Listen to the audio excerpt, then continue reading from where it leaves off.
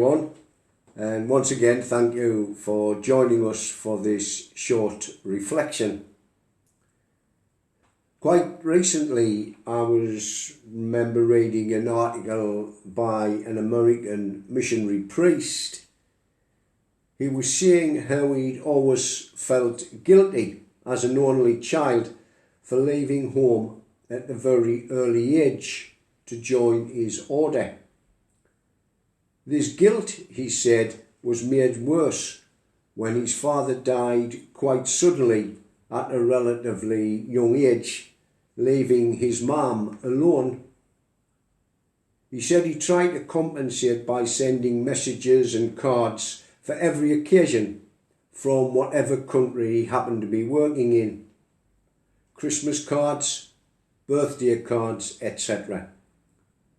But the most difficult one, he said, was Mother's Day, because he could never find the right card to send that would convey his feelings.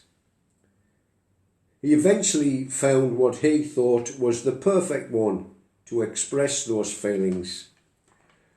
The sentiment in the card said, "Now that we have a mature adult relationship, there's something, Mum, I'd like to tell you. You're still the first person I think of when I fall down and I'm about to cry." There's always been something special, I think, between the relationship of a mum and a son. And that relationship is most evident in the feast we celebrate today, the Immaculate Conception of the Blessed Virgin Mary. It celebrates the fact that by a new privilege and in view of her son's merits, Mary was free of all sin, even original sin, from her very conception. There's been several passages from Scripture that have been said to point this out. No more obviously than today's first reading from Genesis and from St. Luke's Gospel. Although the dogma itself was only defined by Pope Pius IX in 1854, the feast is known to have gone back at least to the 7th century. But I think it's always helpful to emphasise that today's feast is not about the merit of Mary as a person, considerable of course though it is. It is about the grace of God bringing back human salvation through Christ's incarnation.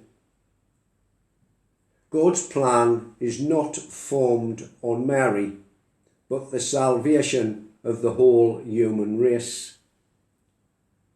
Our first reading recalls the fall and invites us to see Mary as the new Eve. Our gospel, of course, is the Annunciation and reveals Mary both as being full of grace and also the willing instrument of God's plan. Be it done unto me according to your word, we hear her say. So like that missionary priest, let us put our faith in Mary, our mother. Mary, Mother of God, pray for us. Amen.